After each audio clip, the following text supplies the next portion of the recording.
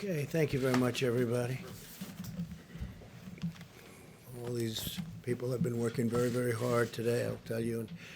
For a long time, they've been working. But before I begin, I want to express our nation's well wishes to Prime Minister Boris Johnson as he wages his own personal fight with the virus. All Americans are praying for him. He's a friend of mine. He's a great gentleman and a great leader. And he's, as you know, he was brought to the hospital today. But I'm hopeful and sure that he's going to be fine. He's a strong man, strong person. Today, every patriotic American heart beats in solidarity with the incredible people of New York and New Jersey.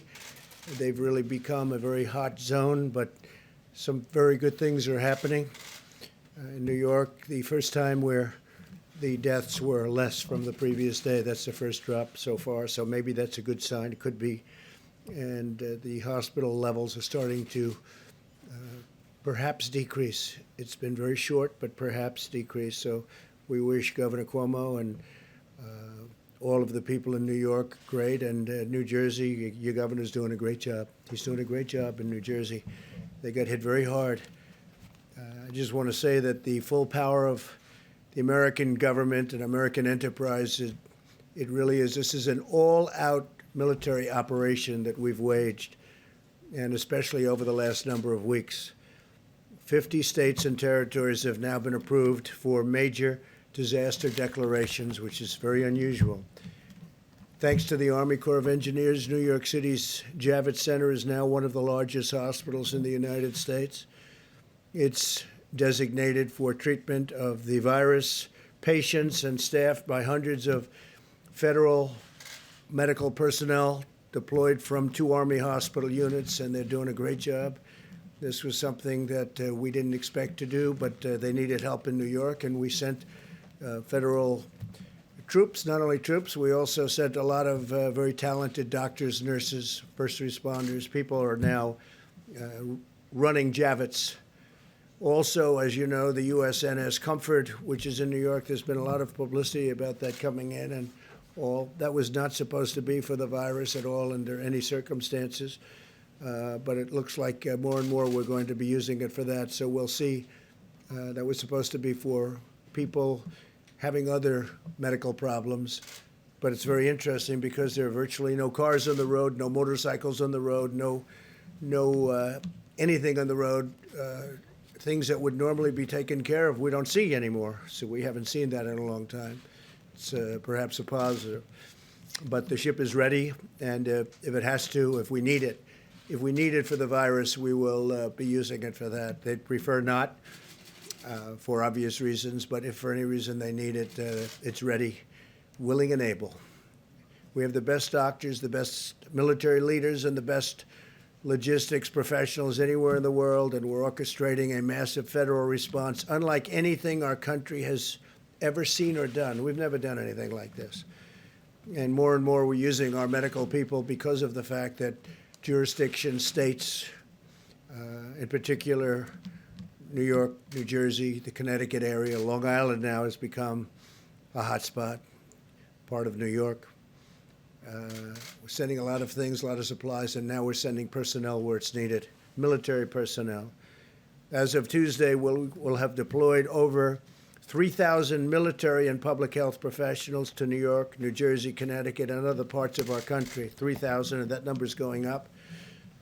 And we hope we're seeing a leveling off in the hottest spots of them all. So we'll see. You'll be seeing that over the next few days. Let's see what happens. But we're prepared. In the last 7 days, FEMA has airlifted critical supplies and protective equipment from every corner of Earth. They're coming from all over the planet, including from within the United States, where the equipment isn't as necessary. Since last Sunday, cargo planes have delivered almost, listen to this, 300 million gloves, almost 8 million masks, and 3 million gowns, and many more fully loaded cargo planes are right now on the way. 3 big ones landed today. And these supplies are being distributed directly to the hospitals and healthcare providers all across the nation, so that massive amount of material that we're getting in is being delivered all over the country. Tomorrow we'll deliver an additional 600,000 N95 masks to New York City to take care of the needs of the public hospital system. It was a request of Mayor de Blasio. We've been working great with Mayor de Blasio, getting him a lot of stuff. He's working very hard, I can tell you that. And we're working really very hard with New York City and with New York State. And at the request of Congressman Lee Zeldin out in Long Island, we will also be delivering another 200,000 N95 masks to Suffolk County, where they need it very badly. So we're getting that out on an emergency basis. Should be there tomorrow. We'll also be deploying millions of N95 masks to other locations that Admiral Polovchak will detail shortly. The Admiral will be up in just a couple of minutes. Over the last 24 hours, FEMA has delivered an additional 500 ventilators to New Jersey, 500. And again, the governor has been very thankful. We're working very hard with New Jersey, including building hospitals. We've also sent an additional 200 ventilators to Louisiana, definite hotspot, 300 to Michigan, working very well, I think, with the governor. Amazingly, 600 will be going or have gone to Illinois. And, I mean, there's a governor, I hear him complaining all the time. Pritzker, I hear him, he's always complaining, and yet I just said, give me a list of a couple of the things we've done in Illinois. And we're building a 2,500-bed hospital in McCormick Place. That's the big convention center in Chicago. And we're helping to staff it, and probably will end up staffing it because he's not able to do what you're supposed to be able to do as a governor. He has not performed well. And we're also sending 100 ventilators to Massachusetts. So we have 600 to Illinois, we have 100 to Massachusetts, we have 300 to Michigan, we have 200 to Louisiana, we have 500 ventilators, 500 going to New Jersey. And this is being done by FEMA, being delivered by FEMA. And it's some job. Just think of that when you think about 500 ventilators. A ventilator is a big deal. We're also establishing a federal medical station in the Washington, D.C. area to help Washington, D.C., and working very closely with the mayor and everybody in Washington, D.C. At the same time, Governor Inslee, we appreciate this, of Washington State has returned 400 ventilators, which can now be deployed elsewhere in our country. So the state of Washington's done very well. They won't be needing some of the ventilators that have been sent, about 400, that's a lot. And we appreciate that he's able to give them back. He feels confident that they are in good shape for the coming weeks until we can declare a final victory. In the days ahead, America will endure the peak of this terrible pandemic. Our warriors in this life and death battle are the incredible doctors and nurses and healthcare workers on the front line of the fight. We pledge to them our eternal gratitude and everlasting support. They make all of us very proud. Our country is very proud. We have people, they love our country.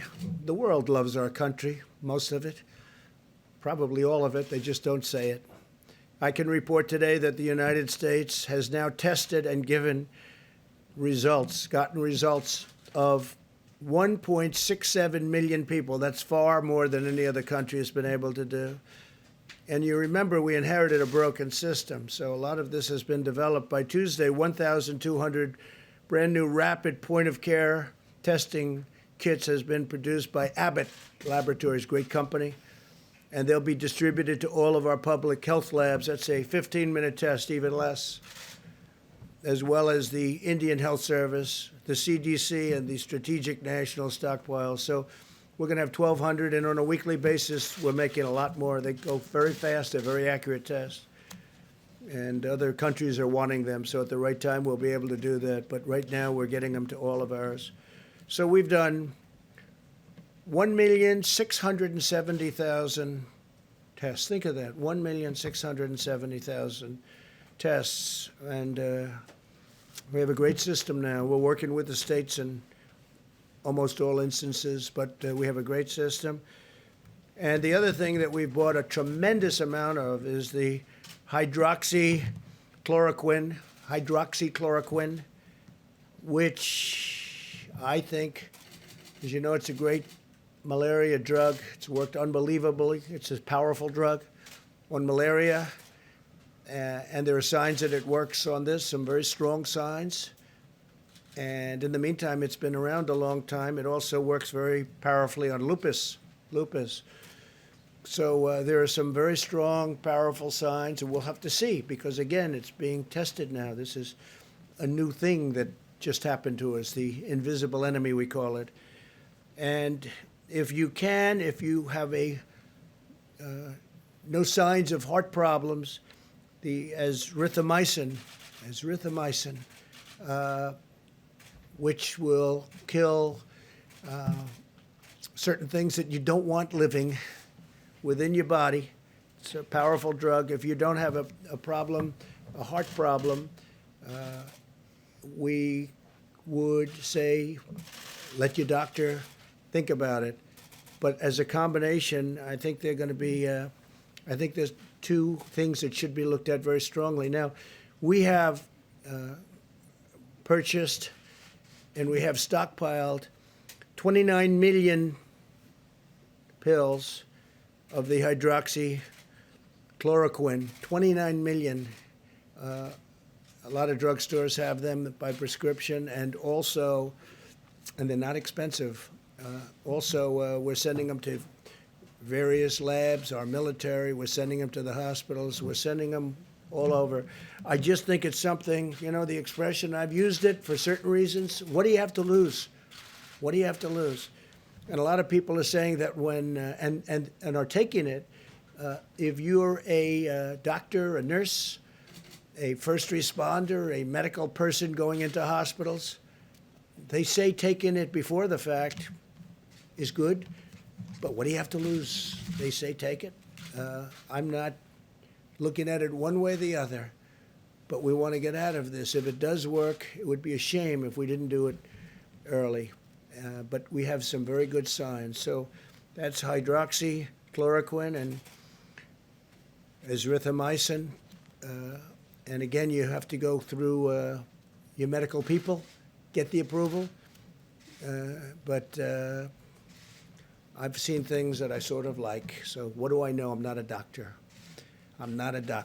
But I have common sense. The FDA feels good about it. As you know, they've approved it. They gave it a rapid approval. And the reason, because it's been out there for a long time, and they know the side effects, and they also know the potential. So based on that, we have sent it throughout the country. We have it stockpiled, about 29 million doses.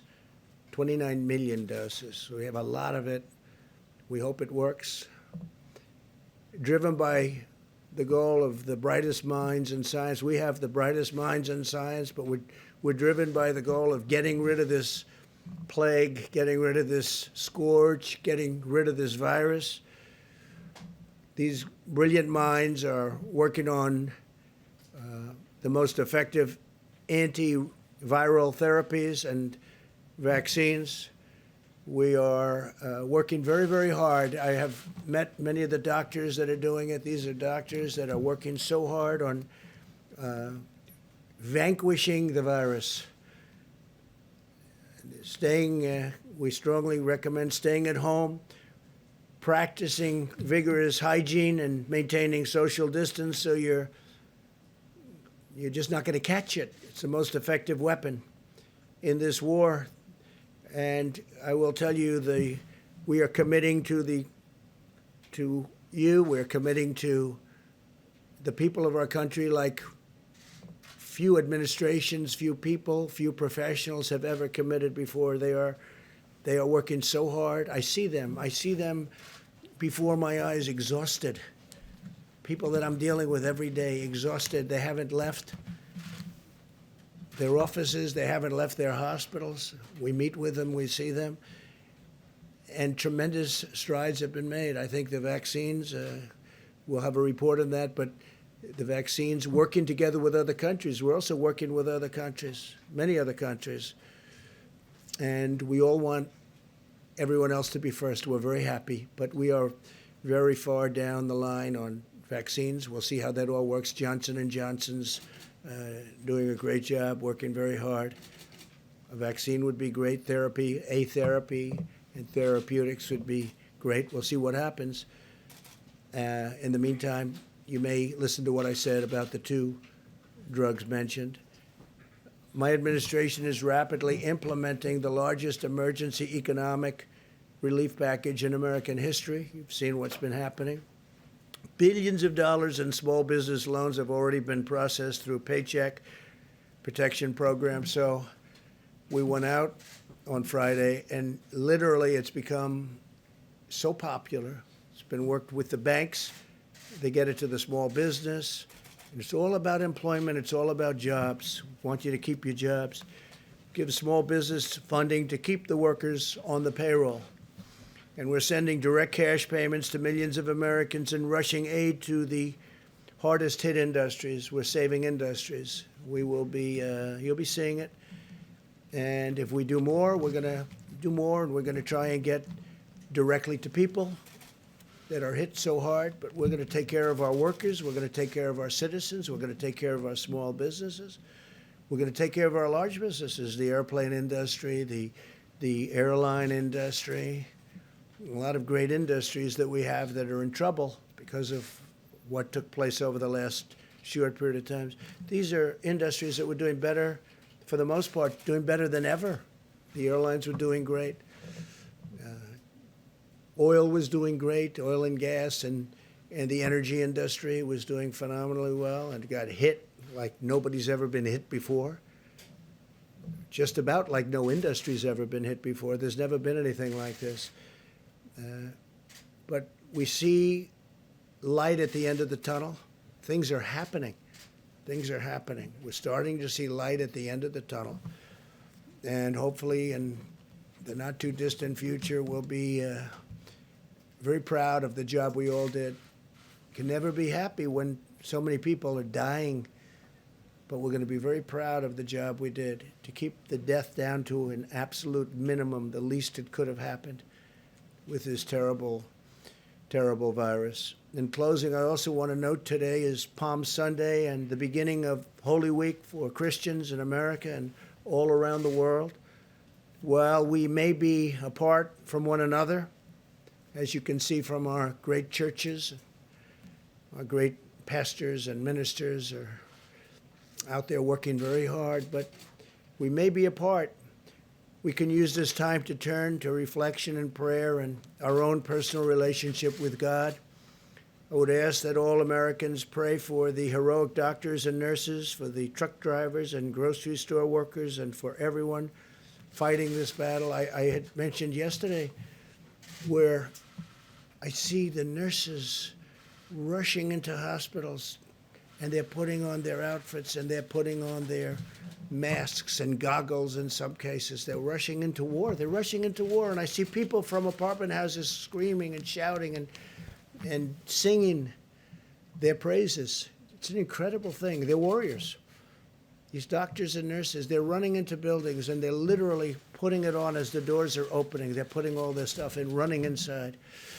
And they're running inside to tremendous danger. Tremendous danger. But most of all, I'd like to ask for your prayers for the families who have lost loved ones. Ask God to comfort them in their hour of grief. It's a great hour of grief for our nation, for the world. This morning, I was talking 151. For 4 days, I said 151. 151 countries this morning. It's 182 countries. It jumped up a lot. So as of this morning, it's 182 countries are under attack from this monster. With the faith of our families and the spirit of our people and the grace of our God, we will endure, we will overcome, we will prevail. We have learned so much. We will be stronger than ever. And I just want to thank everybody. I want to thank the incredible professionals on the task force also. We had a big meeting today. We were calls all day long to so many different people. And I think our package to get everyone working when we're ready is really turning out to be successful. We may have to make it larger because it's been really successful. But all of that comes back to this country. We want to get them back. We want to get our people back to work. Everybody wants to be back. We want to open up our country as soon as possible. So with that, I'm going to ask Dr. Birx to say a few words, and she's got some charts to show you. And thank you very much. Thank you. Thank you, Mr. President. As you can see from the hopeful signs in Italy and Spain, where we see finally new cases and deaths declining, it's giving us hope of what our future could be. We wanted to give you an update on where all of the states were. We're looking at this as states normalized per 100,000 citizens. It looks very similar to last week. We wanted to update you. We've been covering throughout the week the states that were moving on this map. You can see very clearly where New York is as a state, although this is very much still centered in the New York metro area. New Jersey is the orange line. The green line is Louisiana. That's followed by Massachusetts, and then Connecticut and Michigan are together in those lines towards the bottom. And then, of course, Washington, D.C. is now visible on this map, which was not visible before. And the yellow line towards the bottom is Washington State. Next slide, please. So this just summarizes all of the states we're tracking very closely at the county level. So we're tracing and tracking not only the epidemic at the state level, but understanding what's happening in county by county with new cases and, of course, also the deaths. We're also triangulating that with all of the laboratory data, and just to tell you how we're kind of doing that. For New York, which you can see at the top, their serology is now about 36% positive. They were in the 40s. So day over day, their percent positive is finally starting to decline. New Jersey's is increasing, however. They're now up to 42% of the specimens that come to the laboratory are positive. Louisiana, 25%, Massachusetts, 20%, Connecticut and Michigan, 20%, District of Columbia, 15%, Washington, 8%, and then Illinois, Colorado are at about 16%. Pennsylvania, which is also new to the graphic, is at about 12%. Next slide, please. So if we could go back one, I'm sorry, we could go back one slide, one more. All of the states here, those are 38 of the states. 38 of our states have less than 50 cases per 100,000. They are testing. Their laboratory results are consistent with that. Their seropositivity rate for their laboratories are less than 5%. So this is how we're tracking and triangulating both case reporting, mortality or fatalities, and also triangulating that with the laboratory. The New York metro area, New Jersey, Louisiana, and a series, and Washington State have all tested at a rate greater than Italy and Spain. I know many of you are tracking that.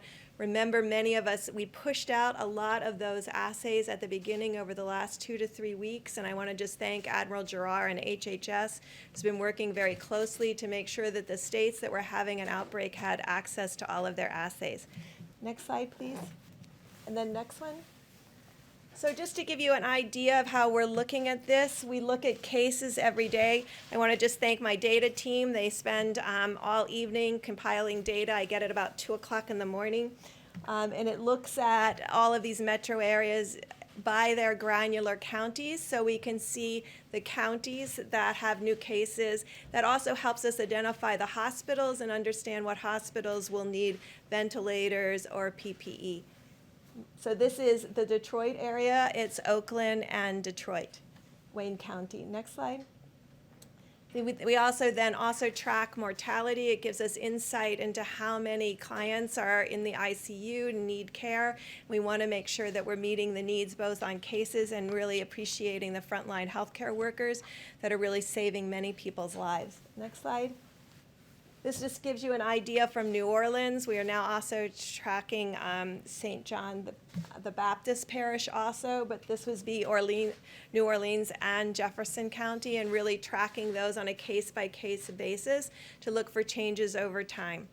And next slide is their mortality. And you can see it's starting to stabilize. So this is how we've been tracking and tracing the epidemic as it moves through states and counties and communities. But as we started, we just wanted to note again, we do see hopeful signs in Spain and Italy.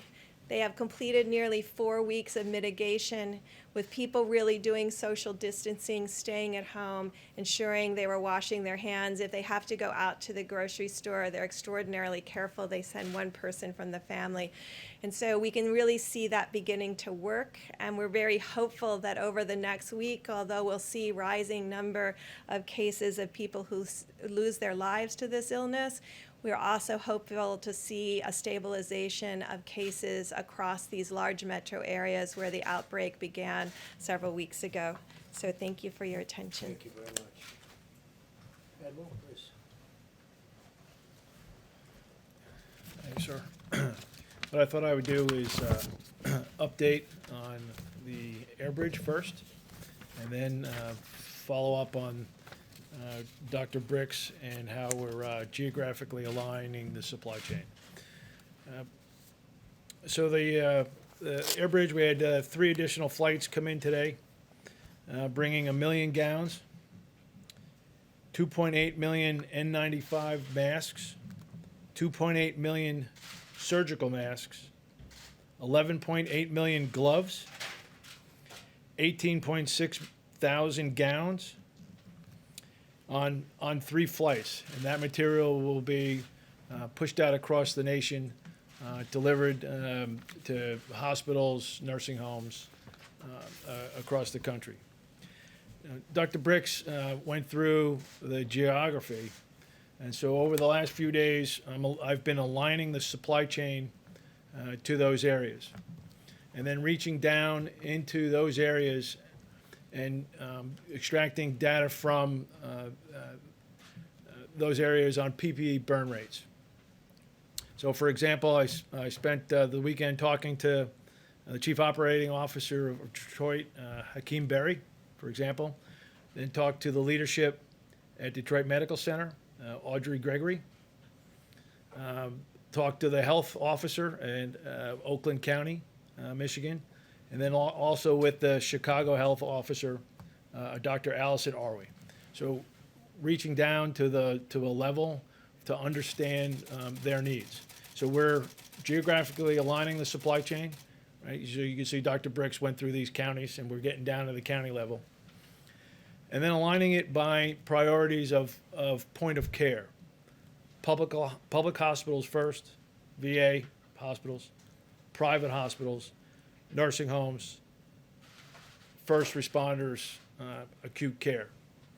So over the coming days, we will be making a push to the geographic areas that Dr. Bricks mentioned, increasing the volume through the supply chain to those areas to give them weeks, not just days worth of supply.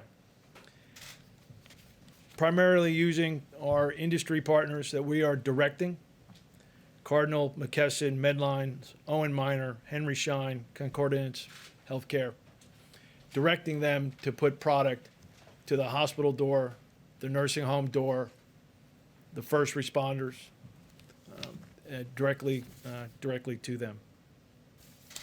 We're also working to push out millions of doses of hydroxychloroquine, right?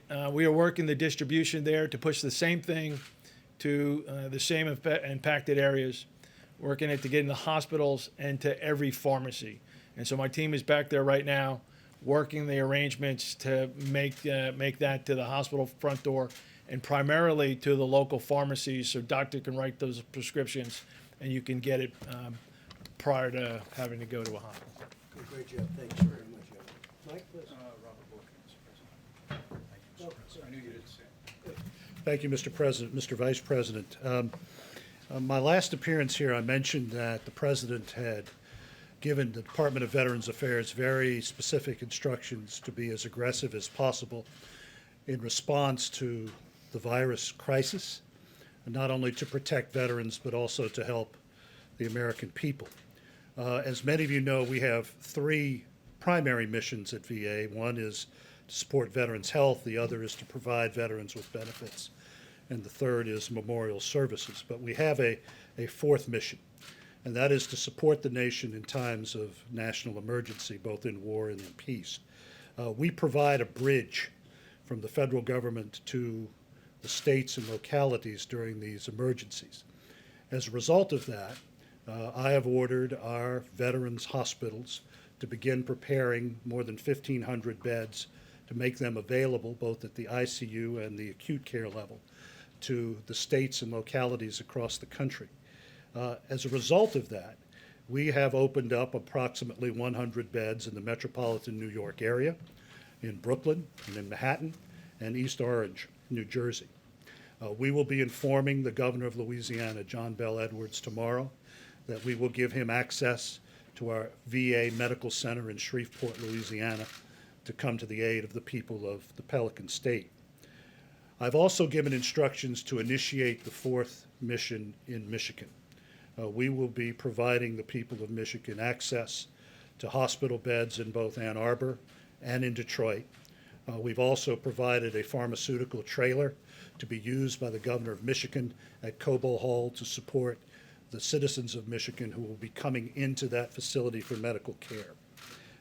We have also informed the Commonwealth of Massachusetts that we will be helping them in their efforts to protect their most vulnerable citizens in 2 of their nursing homes. So, in accord with the President's instructions, the 400,000 men and women of the Department of Veterans Affairs are in this fight. We are in the fight not only for the 9.5 million veterans who are part of our service, but we are in the fight for the people of the United States. Thank you. Thank you. Thank you, Mr. President. And you all have just heard from several members of the President's White House Coronavirus Task Force, and we are truly blessed to have the kind of leadership that we have,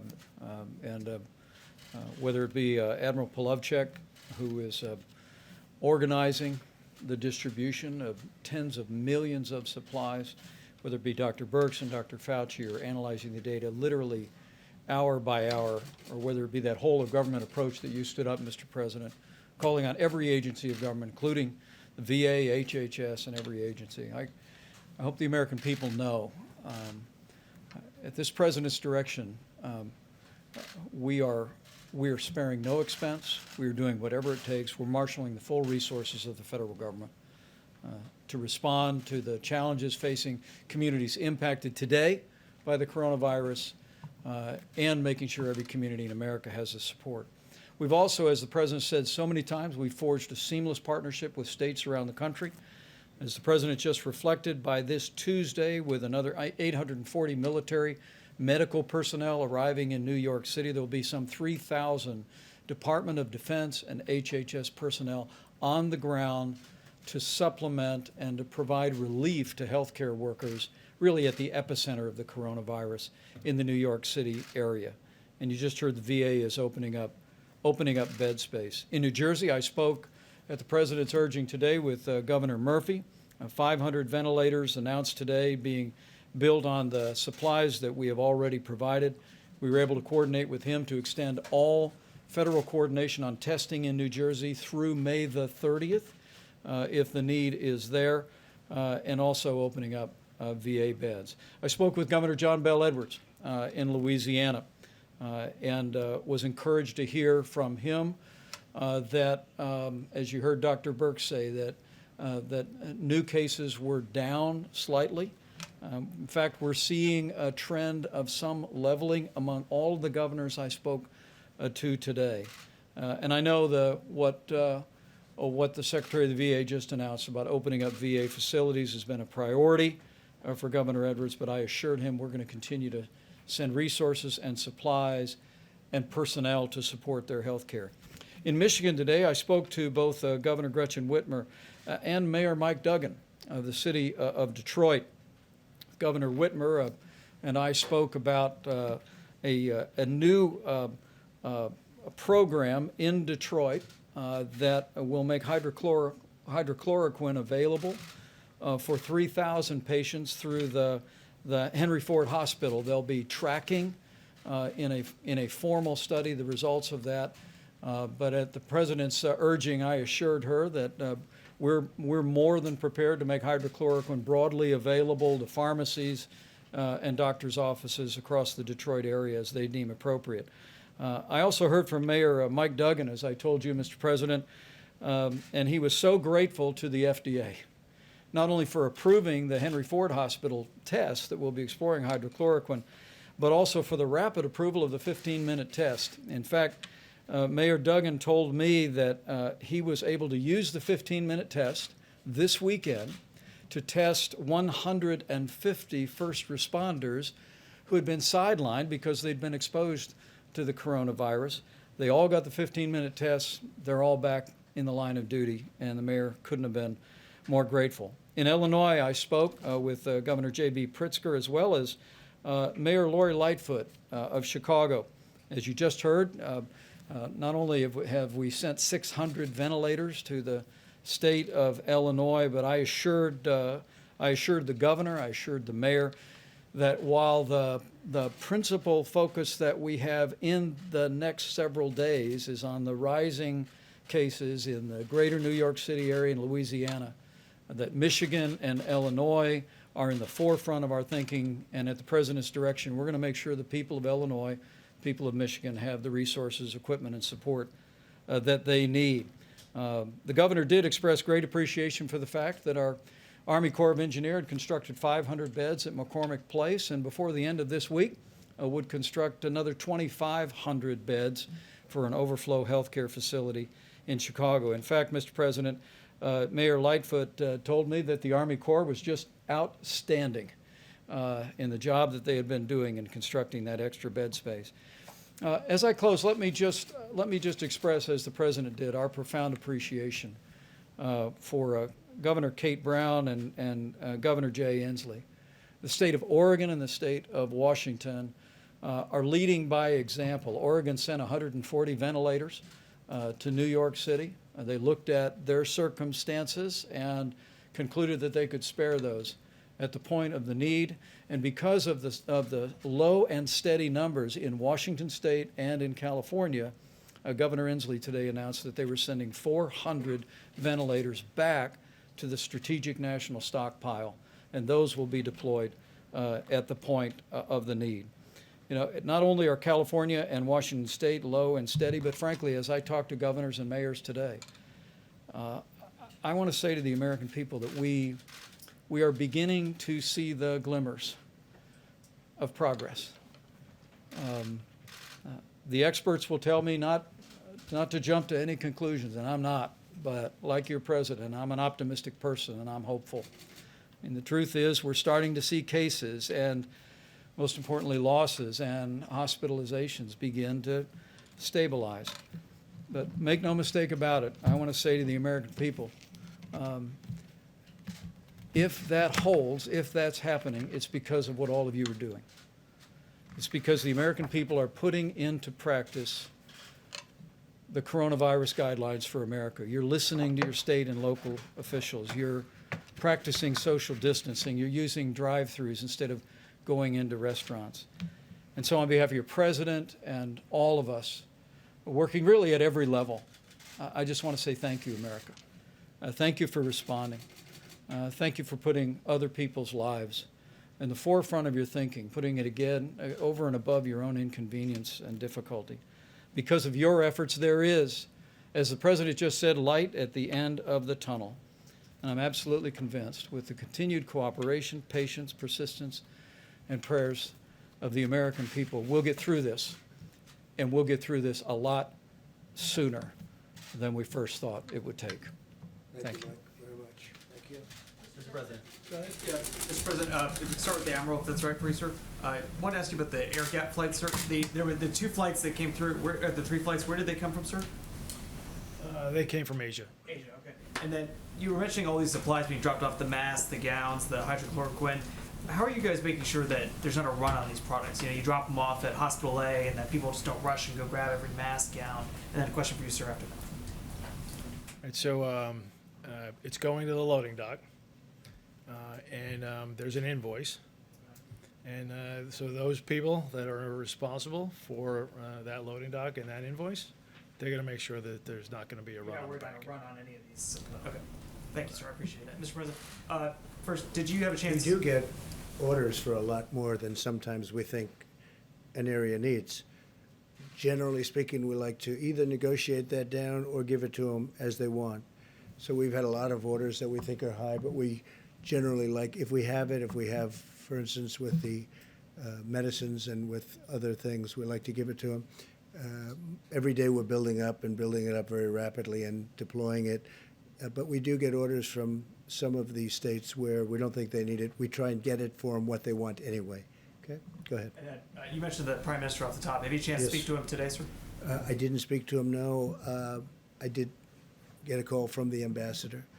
And, hey, it's a big move going to the hospital. It's a big thing.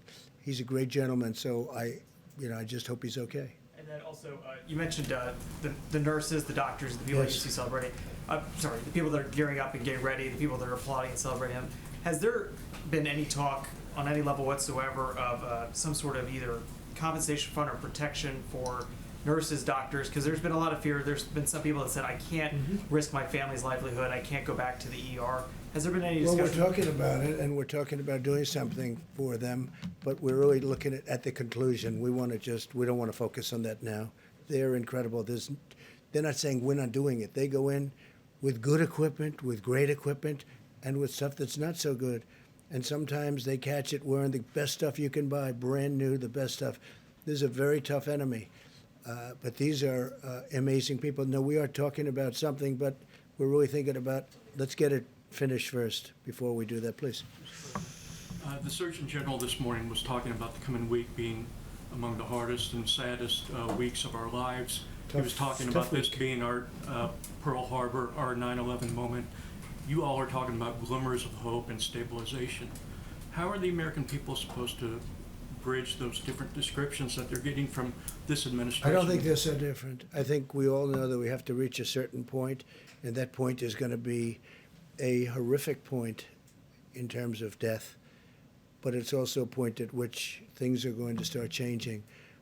We're getting very close to that level right now, and the next week and a half, 2 weeks are going to be, I think they're going to be very difficult. At the same time, we understand what they represent and what that time represents, and hopefully we can get this over with, because this is a very horrible thing for the world. And look, we're one country out of 182 now that have 182 countries. I have a friend of mine said he didn't know we had so many countries in the world. 182 countries are now affected by this, so we want to get it over with. Okay, And please. with those numbers, sir, could I just ask one follow-up Yes. on those numbers that you were talking about earlier? How does that change the projections that you were making earlier this week of 100 to 1,000 Well, to 240? we hope we can stay under those numbers. Those are numbers of death, and we hope we can stay under those numbers. That would be terrific, and as far under those numbers as possible. Now, if we did nothing, you know that number too, but the American people really stepped up. So did the professionals. They just really stepped up. So we're hoping to stay under those numbers, and that means the minimum and the maximum, but we're hoping to stay under the minimum number. You know what that number was. Right, but do the numbers that you were talking about today, have they changed those projections? I would say the answer is yes, but I would also say that we're not going to know really in terms of a final toll until we get out to the end. And we're possibly not so far away. We're getting closer.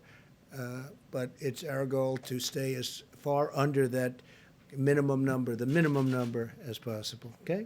That's what we want to do. Go ahead. Mr. President, as President of the United States, your words carry enormous weight in this country and around the world. And while you acknowledge you're not a physician, you do promote these medicines extensively here. How do you not go so far as to be giving medical advice And you said yesterday you might take some of these medicines even though you don't have symptoms. Are you still planning to do that? And how do you calibrate being enthusiastic Yeah. and not playing doctor? Because I want people to live, and I'm seeing people dying. And I've seen people that are going to die without it. And you know the expression, when that's happening, they should do it. What really do we have to lose? We also have, this medicine's been tested for many years for malaria and for lupus, so it's been out there. So it's a very strong, powerful medicine, but it doesn't kill people. We have some very good results and some very good tests. You've seen the same test that I have. In France, they had a very good test. They're continuing. But we don't have time to go and say, gee, let's take a couple of years and test it out. And let's go and test with the test tubes and the laboratories. We don't have time. I'd love to do that. But we have people dying today. As we speak, there are people dying. If it works, that'd be great. If it doesn't work, we know for many years malaria, it's incredible what it's done for malaria. It's incredible what it's done for lupus, but it doesn't kill people. That's one of the things with a vaccine. When we have a vaccine, we have to do tests, because when you inject that vaccine, when they take whatever it is they have to take, we have to make sure it doesn't have a horrible impact, destroy somebody. Could. So we have to test it for a long period of time. This one, not so much, because it's been out there. Now, I'm not acting as a doctor. I'm saying do what you want, but there are some good signs. You've read the signs. I've read the signs. With the other one, there's some very good signs also. Different, going together works very well, but there may be an indication that if you have a problem with your heart, you shouldn't take what we call the Z-Pak. You shouldn't take it, and that's okay. But I would love to go to a laboratory and spend a couple of years testing something. We don't have time. We don't have 2 hours, because there are people dying right now. If it does help, great. If it doesn't help, we gave it a shot. We gave it a shot. That's the way I feel. You know, we passed something. Yeah, I would be very serious about taking it. We passed something that I'm very proud of. It's called Right to Try. For 45, 50 years they've been trying. It makes so much sense. We have the greatest doctors and labs and lab technicians, greatest medicines, the greatest minds in the world. Everybody admits it. And when we're close to having something, or when we have something that tests incredibly well, you couldn't use it for years, because they would take years and years to test. So with the help of also Democrats, I got it bipartisan, but they've been trying to get this passed for decades. You know that. It's called Right to Try. So a person would be diagnosed terminally ill from something. And in the old days, meaning before a year ago, they would say, do you think I could try this pill, this whatever, this medicine that's testing so well? No, you can't do that. You can't do that under no circumstances. They'd leave for Asia. They'd leave for Europe. They'd leave for, if they had money. If they had no money, they'd go home and die with no hope. We got a thing called Right to Try. If somebody's very ill, terminally ill, they're going to die. And it was very complex. It wasn't as easy as it sounds, because there were huge liability problems. The drug companies didn't want to do it because they didn't want it on test results, because these are very sick people, so they didn't want to bring down their test results. The insurance companies had tremendous problems. I got everybody in the room. I said, look, we'll sign a waiver. The person taking it will say, we're not going to sue. The family's not going to sue the drug company, not going to sue the insurance company, not going to sue the state, the city, or the federal government. Okay? It's called exculpation. And we got it done. It's a very simple agreement. I don't know why nobody ever thought of it, but they never thought of it. I did. And we got it done. Now we have Right to Try, which is actually, in my opinion, much more difficult than what we're talking about here.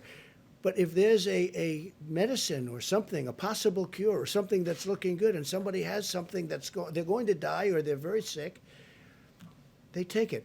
And you know, we've had some unbelievable results Unbelievable results. And it also gives the people hope. Yes, please. Mr. President, but the doctors who are treating coronavirus patients, they have the medical expertise to determine whether or not they should prescribe hydroxychloroquine. And many of them And do. there are already clinical trials in place Sure. looking at hydroxychloroquine. Sure. So They should be why finished in not- about a year. Why not just let the science speak for itself? Why are you promoting this drug? I'm not. I'm just You saying, come very out here- simply, I'm not at all. I'm not. Look, you know what I'm trying to do? I'm Well, trying you to save come out lives. here every day, right, sir, talking about the benefits of I hydroxychloroquine. want them to try it, and it may work and it may not work. But if it doesn't work, it's nothing lost by doing it, nothing. Because we know long-term what I want to save lives. And I don't want it to be in a lab for the next year and a half as people are dying all over the It's already place. out there. Doctors are already able to prescribe it off That's label, right. All I'm doing So what is do you saying, accomplish? well, I'll tell you what I accomplished. We bought massive amounts of it, 29 million doses of it. We have it coming from all of the labs. We're actually now doing it here because in case it does work, we want to have it. And we've given it to drugstores. We're sending it all over. FEMA's doing it. We're doing it through different channels, many different channels, including the companies that make it. It's a very special thing. Now, it may not work, in which case, hey, it didn't work. And it may work, in which case it's going to save a lot of lives. Now, a lot of people say if the people walking in prior to getting it, if they take it, it has a profound effect. Well, maybe it does, and maybe it doesn't. I don't want to wait a year and a half to find out. And only CNN would ask that question. Fake news. Go ahead. Sir, I had one for Bunch you of on oil, but fakers. first I was hoping to ask Dr. Burks a question. The president just said that, based on the most recent data, that you've seen some change in the projection. I'm wondering if you could, you obviously have a week's more worth of data since the sort of 100,000 to 240,000 potential death figures that you gave us last week.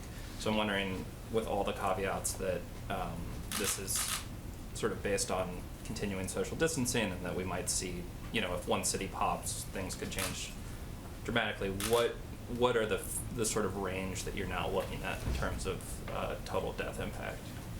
I think the most important thing right now is when we were talking about why we are hopeful. Well, hopeful because last time I was here, I wasn't able to really tell you that Italy and Spain were coming across their apex and coming down the other side. And I think, to me, that's extraordinarily hopeful. They just completed 4 weeks of really strong mitigation. And I think that's our word to the American people, is we can look like that. 2 other countries look like that now. 2 other countries with a very similar experience to our experience, with higher case numbers and higher mortality. So that's what the promise is. The promise is, if we do this, we could potentially be better. Now, Dr. Fauci and I today got another update from another independent modeler, and the numbers came in close to that 100,000 number again. But we believe, Dr. Fauci and I, that if every American follows the guidelines, 6 feet, washing hands, not social gathering, that will have an even greater impact. And the other side of the equation certainly is our remarkable healthcare providers, our respiratory therapists, our laboratory technicians, our nurses and doctors. They're saving lives every day. And so that changes the number too. I also think that Dr. Fauci and Dr. Birx are very impressed with the American people. And I'm not going to put words in anybody's mouth. I would never do that. But I am, and I will say that they are doing maybe a better job than we all thought even possible. When you look at streets in New York where there's nobody on the street, no cars, no nothing, I see it. I've seen those streets for a long time, and they're packed all the time. And now you see there's nobody. You look at other places, you look at what's going on in California, where they're doing a fantastic job. They really are. The governor's doing great. I'm proud of them. Proud of a lot of people. Proud of a lot of people on the other side, a lot of people. I'm really delighted to work with people that, frankly, on other issues, I didn't get along so well with. We disagree on this or that. We don't have to go into that now. But we're getting along with a lot of people. And they're happy with us, we're happy with them. But I really believe that the American people are doing a better job than anybody would have thought even possible. And that's one of the reasons we can even be talking about the kind of number that we hopefully will be talking about, which is at the minimum level instead of the maximum or beyond. It's not even the maximum, it's much beyond the maximum level, which would be horrific. Yeah, please. Oh, go ahead. Mr. President, Please. Secretary Esper mentioned the Department of Defense might be moving in the direction of using face coverings by former Vice President Biden, and mentioned that he was going to be using a mask whenever he goes out now. Are we getting to a point where we might see members of the coronavirus task force also wear face coverings? Well, it was voluntary as I saw it yesterday, and certainly if they'd want to, I would encourage it. I would have absolutely no problem with that if they wanted. We had a long meeting today.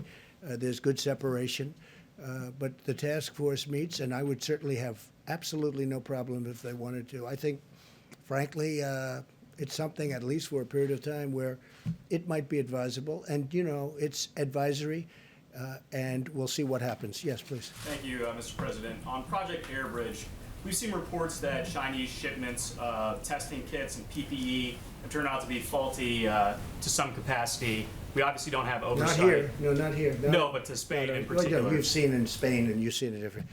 They're not sending faulty things to us. So we're not concerned that I'm any not- of the no, PPE we test we're it, we importing look is at it, effective. we check it out. Please. So, one of the things we're doing to prevent that is using those 6 companies that are the ones in the major supply chain. We are actually going to facilities, looking at a product, inspecting it, and clearing it before it comes here. So we've heard those things. That's why we're doing that. Okay, thank you.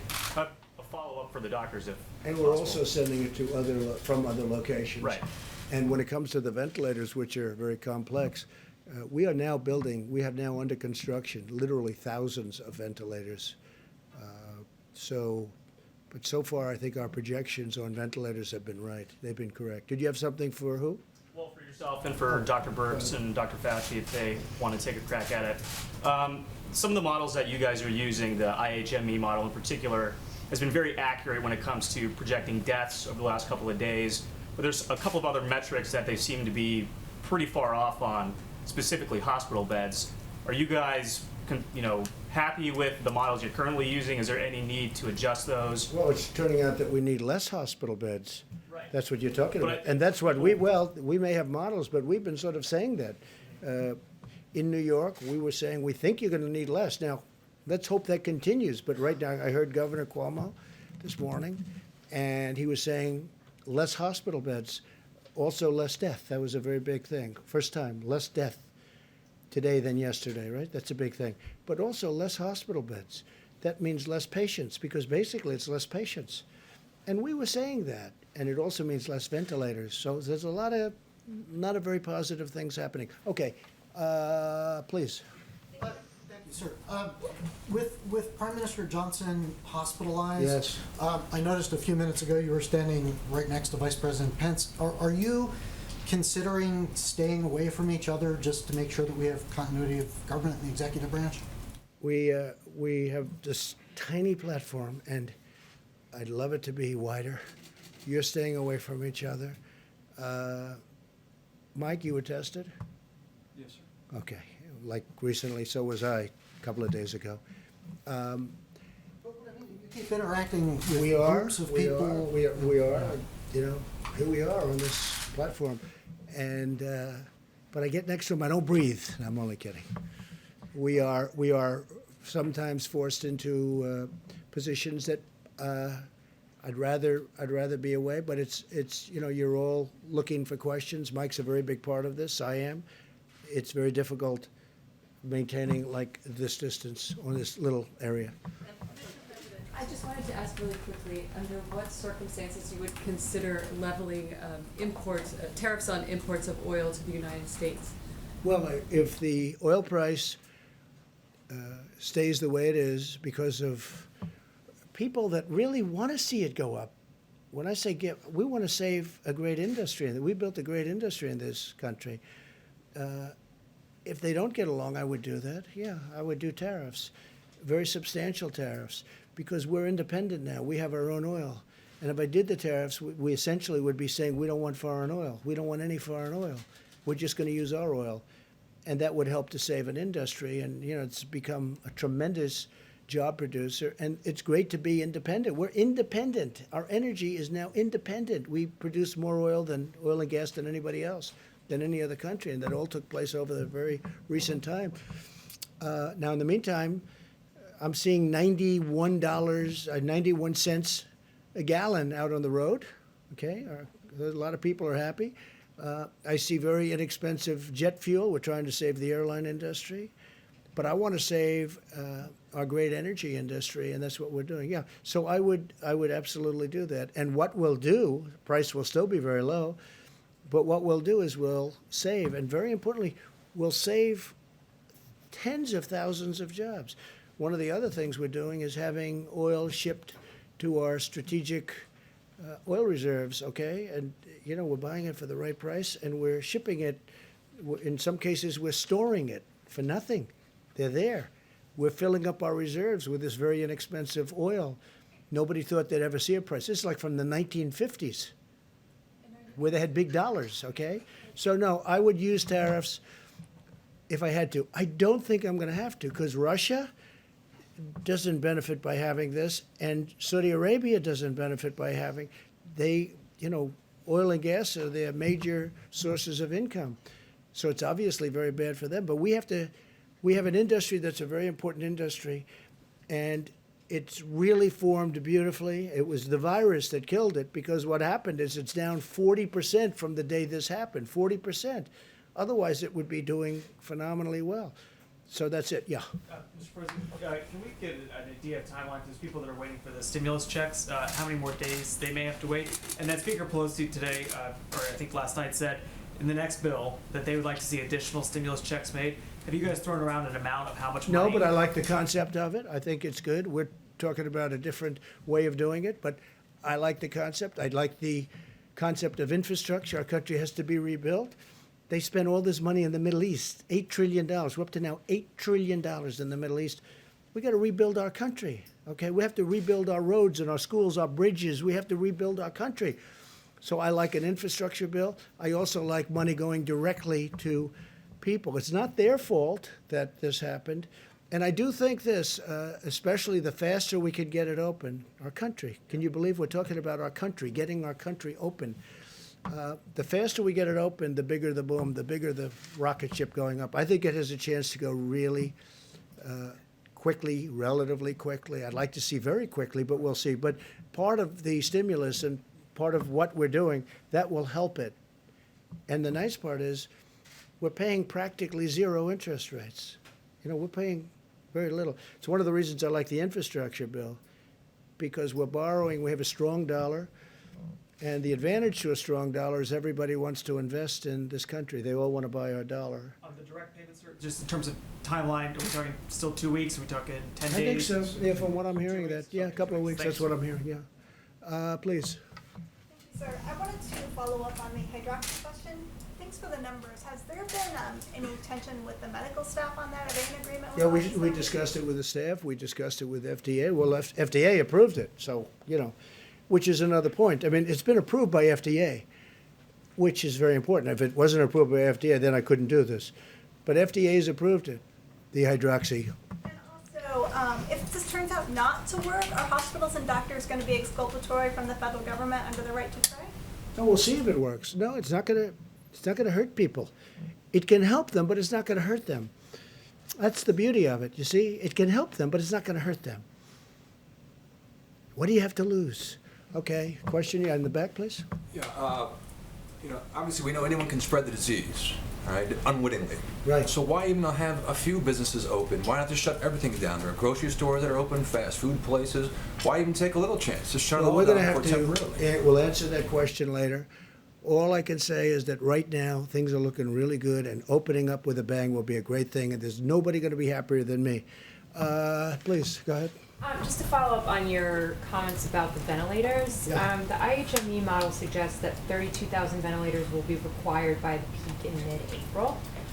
GM is not expected to have ventilators ready before 32,000 will be what? required across the country. GM. In addition to the ones that we've already sent?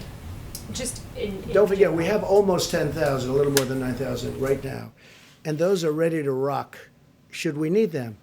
And we had to keep it, you understand that flexibility, so that if we need them in New York, which we might not, if we need them, but they're ready to move. We're already military, it's a military operation. We are ready to move. They'll be moved immediately into whatever section of the country we need. Would you like to answer that, brother? Yes, sir. So, correct. FEMA's working on a plan to be able to move ventilators. So, for example, the DoD gave another 500 ventilators. They're on the move, being staged at Fort Dix to be able to rapidly deploy them to locations. And to include, you heard the president mention states giving to states, things like that. So there's the ventilators that aren't in use that conceivably we could rapidly move as well. Right, but you mentioned that there were thousands that are currently being made. Yes. So I just wondered if there was any update with GM and Ford, just because. No, but they're not going to be long. They've started, GM, Ford. We have 11 companies, approximately 11 companies building them. And we're going to have a stockpile for future. Hopefully we never have to use them. They should have. The hospitals, the states should have bought a stockpile. They didn't do that. So we've made up for it. But if we have extras, other countries need them. I mean, you see, UK needs them badly, France needs them badly, Italy needs them badly. They need them. So it's complicated. It's a big piece of equipment. It's expensive. And we'll be able to help other countries after we take care of our needs. Yes, please, go ahead. Yeah, thank you, sir. On infrastructure spending, as you have I remarked. actually chose you, but that's I'm okay. sorry. Let him go. That's all right. Go ahead. On infrastructure, you've remarked about how empty the roads are. Is there any thought, is there any way to speed up infrastructure? I mean, the Beltway in Washington, it takes forever to do any road repairs because of all the No, I traffic. know, and because they don't do construction techniques that work and that are better. I mean, I see a highway, and which is what I do. I do construction, what I did. I see a highway. That's good, but it's got a bad top. And it's got a big base, concrete base underneath. And I'll see them come in. I don't want to say where, but I could tell you, I could give you plenty of examples. And they rip the hell out of it. They take out the base. They take out everything. Now they pour a new base that isn't as good, isn't as deep, isn't as thick. The concrete base was fantastic. The footing, it takes forever. Wait a minute. It takes forever. And instead of scraping out the asphalt or whatever may be the top, scraping it off and putting the new asphalt down, putting the new median in, they could have done it. And then they open the highway and it starts to crack. The reason is because it hasn't been set. And they spend 10, 15, 20 times more money than they have to. I never believe when I watch these people doing highways and doing roadways and doing work, how they take the most expensive solution and the bottom line, the job itself is far worse. What I'm getting at is taking advantage of the fact that so many people are staying at home, not on the roads. Is there a way to do it more cheaply? But hopefully they're not going to be staying at home for long. Hopefully this will be out and we're not going to have that kind of time. If we have that kind of time, we made a big mistake. Please, go ahead. How many rapid tests has the federal government already deployed across the country, and which regions have received those tests? Who has that information? You go ahead, Mike. The 15-minute test has really been a breakthrough. I reflected on the progress that they've made in Detroit to put first responders back on duty with the Abbott Laboratories test. Abbott Laboratories started last Tuesday producing about 50,000 tests a day. And I'm informed that there are about 18,000 of these machines already all across the country. I mean, they're actually the same machines that you use to get a strep test quickly when you go to the doctor. But now Abbott is surging these new 15-minute coronavirus tests out to healthcare professionals and healthcare facilities around the country. In addition, as the president said, FEMA has purchased 1,200 of these devices. We're distributing them to all 50 states and the Indian healthcare system. And then we'll be distributing the tests. Dr. Birx, is there anything to add further on that?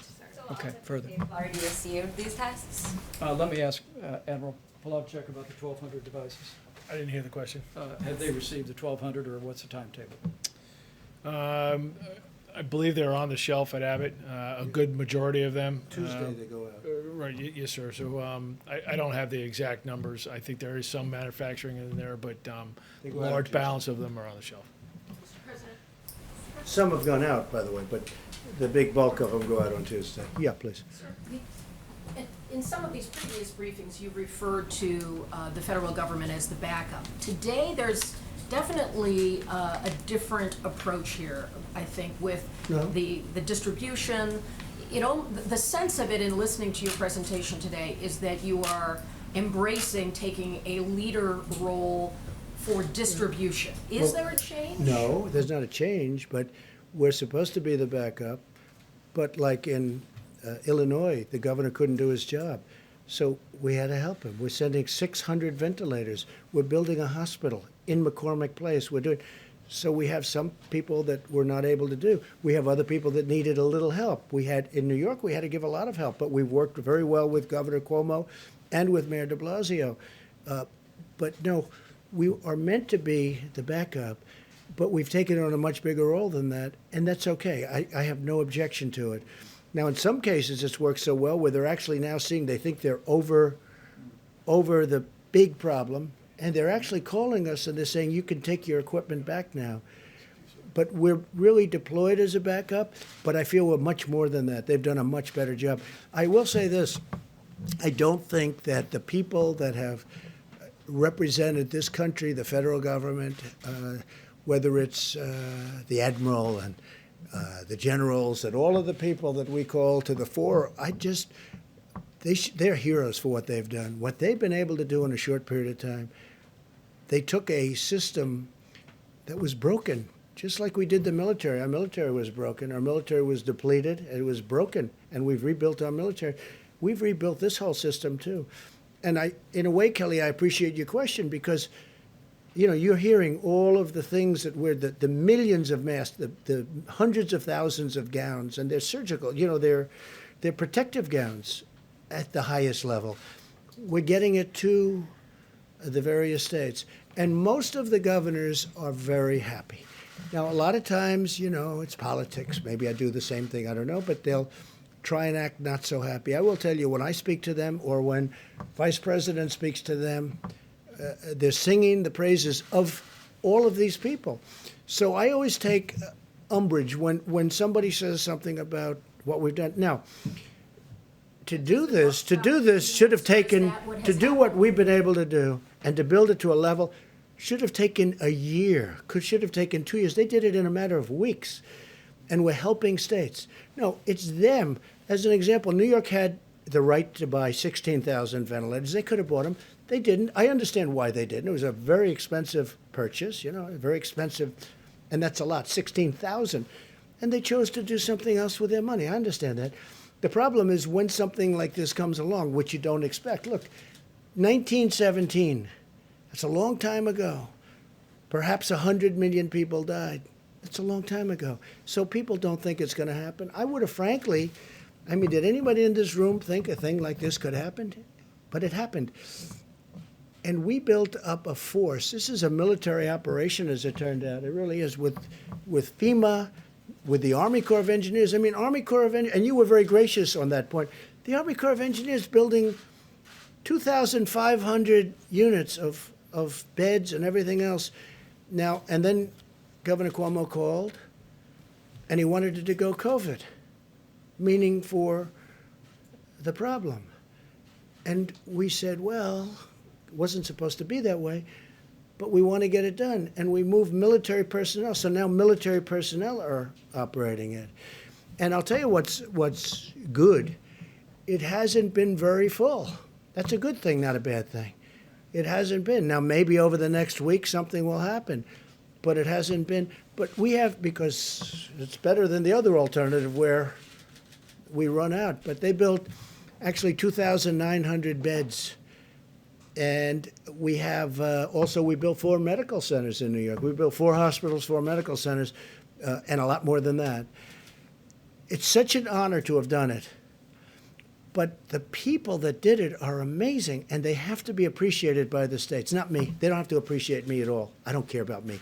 They have to appreciate the generals, the admirals, the doctors, the nurses. I mean, we're bringing now 3,000 people in that are medical professionals that are coming from all over the country to help New York City, help New York State, and help many other places.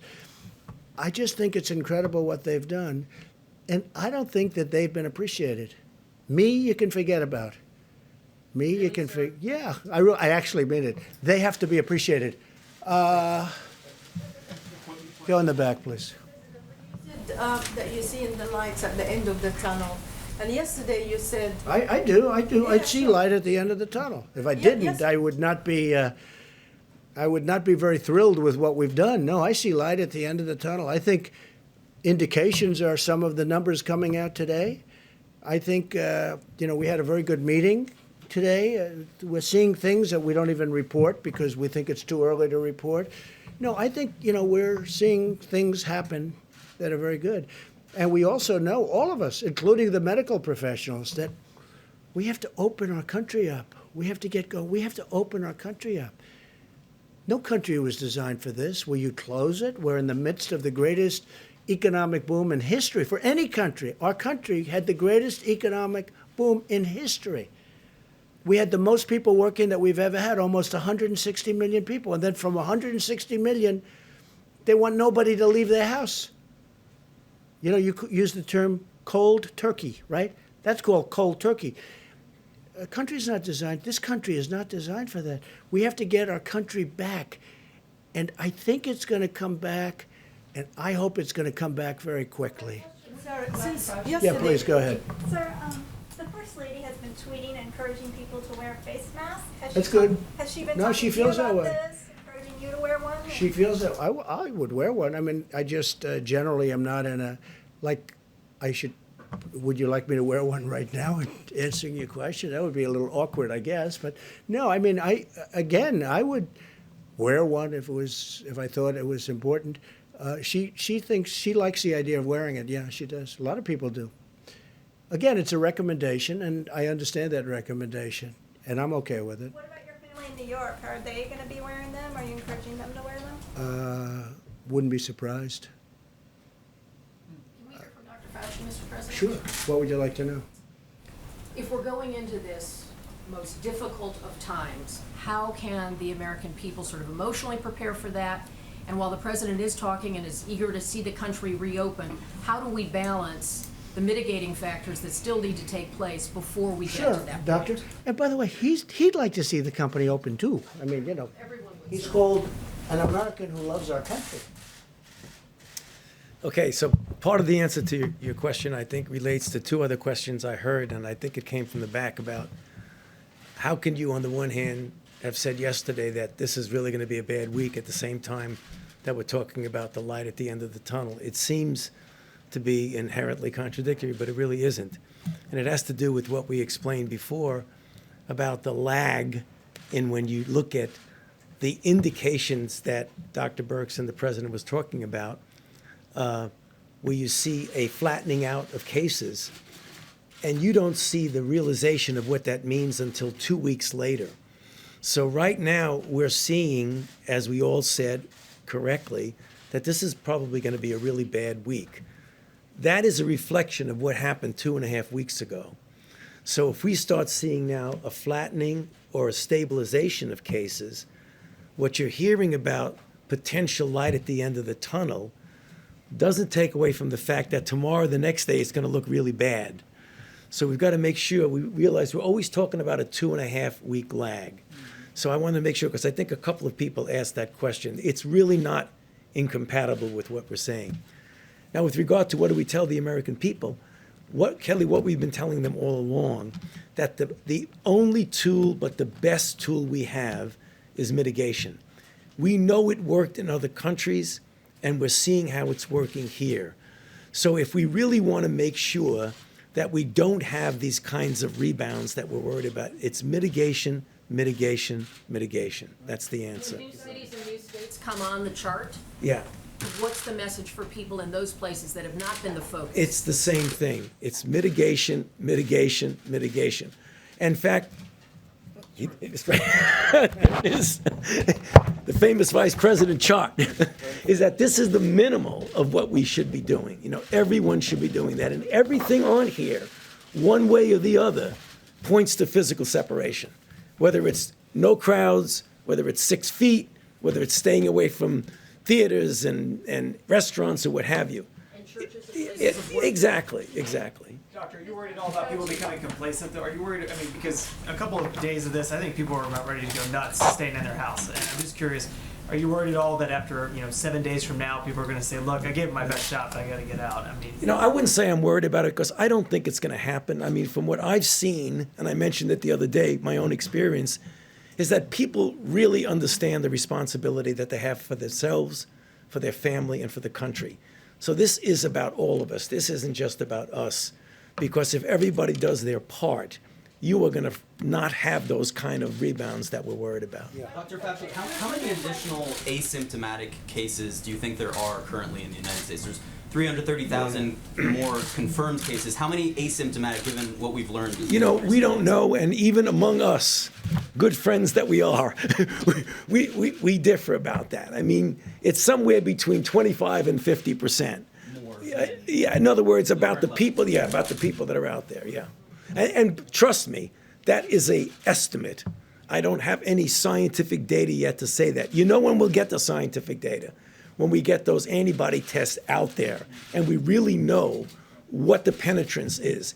Then we can answer the questions in a scientifically sound way. Right now, we're just guessing. And would you also And we've made great progress with the antibody testing. Fantastic progress. And would you also weigh in on this issue of hydroxychloroquine?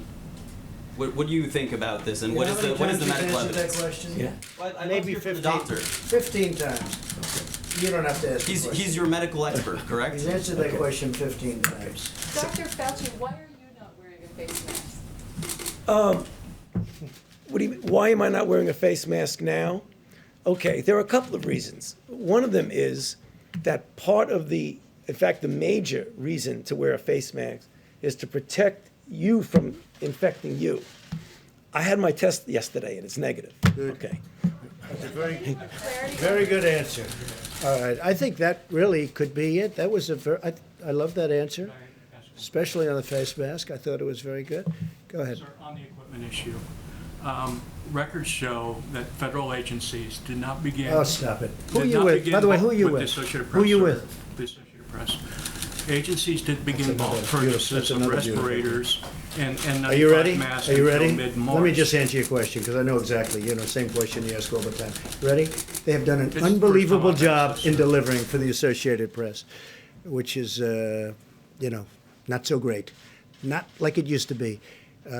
The people that you're looking at, FEMA, the military, what they've done is a miracle. What they've done is a miracle in getting all of this stuff. What they've done for states is incredible. And you should be thanking them for what they've done, not always asking wise guy questions. Thank you very much, everybody. Thank you.